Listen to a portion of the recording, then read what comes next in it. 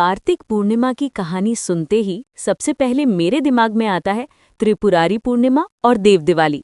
लेकिन इसकी शुरुआत एक राक्षस से होती है। नाम था तारकासुर। सही पकड़ा आपने। तारकासुर के 3 बेटे थे, तारक्षा, कमलाक्ष और विद्युतमाली।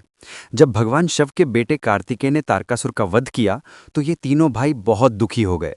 और फिर इन्होंने ठान लिया कि अब हमें अमरता चाहिए। सीधा ब्रह्मा जी के पास पहुंच गए, तपस्या शुरू कर दी। ब्रह्मा जी उनकी तपस्या से खुश हो गए, लेकिन अमरता का वरदान देने से मना कर दिया। बोले कुछ और मांग लो। अब तीनों ने मिलकर सोचा और मांगा 3 ऐसे नगर जिनमें बैठकर पूरी पृथ्वी और आकाश में घूम सके, और शर्त ये रखी कि 1000 साल बाद जब तीनों नगर एक लाइन में आ जाएं, तभी कोई देवता एक ही बाण से तीनों को नष्ट कर सके, वही हमारी मृत्यु का कारण बने। ब्रह्मा जी ने वरदान दे दिया। फिर मय दानव ने तीनों के लिए नगर बनाए। तारकाक्ष के लिए सोने का, कमलाक्ष के लिए चांदी का और विद्युतमाली के लिए लोहे का। अब तीनों भाइयों ने मिलकर तीनों लोकों पर कब्जा कर लिया। इंद्र और बाकी देवता डर गए, सीधा भगवान शिव के पास पहुंचे। भगवान शिव ने तब एक दिव्य रथ बनवाया जिसमें हर चीज किसी देवता से बनी थी। चंद्रमा और सूर्य से पहिए, इंद्र, वरुण, यम और कुबेर रथ के घोड़े, हिमालय धनुष और शेषनाग प्रत्यंचा। और सबसे खास, भगवान शिव खुद बाण बने और अग्निदेव बने बाण की नोक। जैसे ही तीनों नगर एक सीध में आए, भगवान शिव ने बाण चलाया और तीनों का अंत कर दिया। ये घटना कार्तिक मास की पूर्णिमा को हुई थी, इसलिए इस दिन को त्रिपुरारी पूर्णिमा कहा जाता है। और इसी वध की खुशी में सभी देवता काशी पहुंचे और वहां लाखों दिए जलाए। तभी से काशी में कार्तिक पूर्णिमा पर देव दिवाली मनाई जाती है।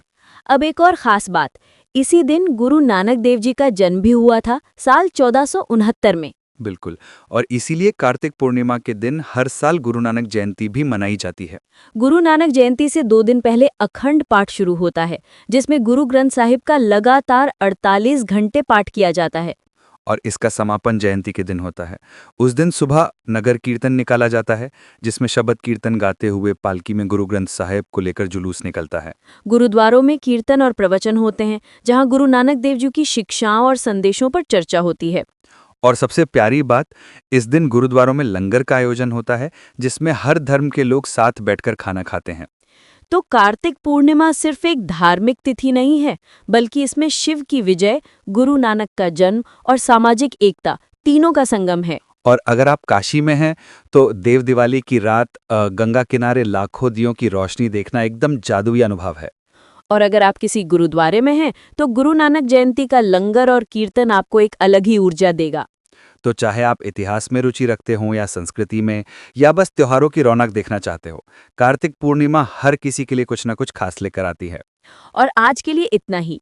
उम्मीद है अब कार्तिक पूर्णिमा की पूरी कहानी और इसकी अहमियत आपको अच्छे से समझ आ गई होगी। अगली बार जब कार्तिक पूर्णिमा आए तो बस याद रखिए, ये सिर्फ एक दिन नहीं बल्कि कई कहानियों और परंपराओं का संगम है।